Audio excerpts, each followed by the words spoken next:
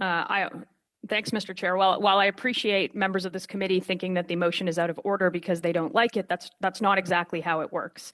And I think what we're seeing now here at this committee is that there's only one party in this country that is calling for the release of this name and for the release of these names, the names that the Prime Minister has alluded to, the names that we know are being kept secret, and everyone else is trying to work to hide the names, particularly the changing stories of Miss May since before and after she read the briefings or she was briefed in. Now we see that the NDP are trying to distract from what was brought to this committee as a serious issue today, the serious issue of foreign interference by India, and they're now playing politics with it. Listen to this. I agree completely with Poilievre's decision not to take the bait. Trudeau has been trying for a year and a half to restrain what Pierre Poilievre can do by trying to say, come and get this private briefing. And oh, by the way, then you'll be held to an official secret and that you won't be able to talk about this anymore. Do you know who said that, Mr. Chair? That was Thomas Mulcair. That was the leader of the NDP when the NDP used to be an opposition party that wasn't helping the Liberals cover this up. The question is what is the government trying to hide? Now, for everybody watching, they might not know that the CSIS Act allows the government to offer information to any Canadian about specific risks of foreign interference without forcing them into sworn secrecy or controlling what they say. But this motion particularly is about releasing the names that Canadians deserve to know of any parliamentarian in any party that has been wittingly associated with foreign interference, with a foreign government working against the interests of Canadians. But receiving a secret briefing would, even according to the Prime Minister's Chief of Staff, would prevent the recipient from using that information in any manner. Now, I don't think that's very smart for an opposition party, one that only exists, the only opposition party that exists to force the Prime Minister to come clean with Canadians in what he is trying to hide. This particular motion that was dropped at committee makes a mockery, the same kind of mockery that the Trudeau government has repeatedly made with foreign interference.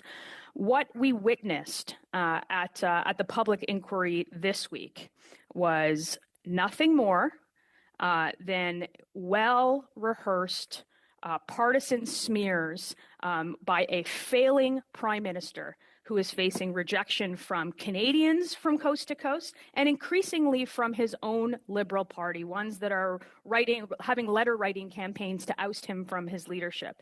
And it is beyond rich for the Prime Minister to grandstand, given the record that his government has shown on not taking foreign interference seriously, with all of the benefits of the government agencies that he has, with all of the information that he was warned with, including in the Liberal Party, and the fact that he refused to act. It is this Prime Minister and his government who repeatedly claimed that they weren't aware of foreign interference happening right under their noses, despite a massive paper trail of warnings from officials. It is Justin Trudeau's government, which mysteriously sat, as we learned from the inquiry last week, on a CSIS surveillance warning, a warrant application for a Liberal power broker for 54 days, and still there is no answers about that. The minister says he doesn't know. Other ministers say that he doesn't know. There are staffers who gave absolutely no answers at that commission. It is Justin Trudeau's party who willingly allowed Chinese high school students to vote in the now infamous Han Dong nomination race, and that was fine. It was Justin Trudeau who ignored calls from the leader of the opposition to release those names to Parliament. He has repeatedly done that, and now the entire country is asking for those names. You cannot go to the committee under the guise of providing information drop that kind of partisan smear job on members of Parliament, and then not come clean with the names. And the only people that are looking to have those names told to the Canadian public is the Conservative Party.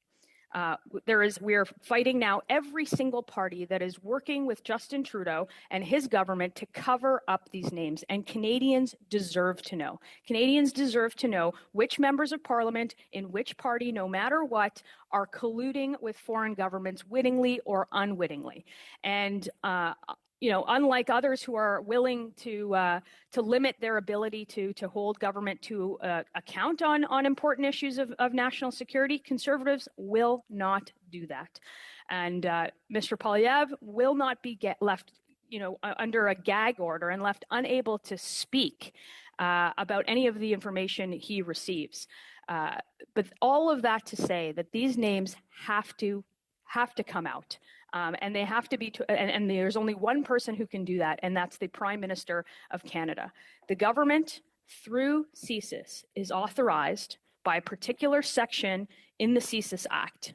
It's section 12.1. He could act at any time to utilize threat reduction measures to notify the leader of a political party of issues concerning national security. He did not do that. Instead, he chose to make it public in an inquiry and cast aspersions with absolutely no evidence and no follow through on letting Canadians know who those people are, who those members of Parliament is. This tool has been available to his government since he started, since 2015.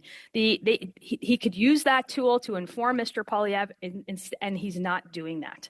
All of that to say is that the motion on the table is to release the names. Again, there is one party asking for this Prime Minister to release every single one of those names, and the other parties that are purportedly in opposition helping the Prime Minister hide those names, hide the identities of all of those members of Parliament. The question really is to the entire committee is, what on earth are you hiding? What is the Prime Minister hiding?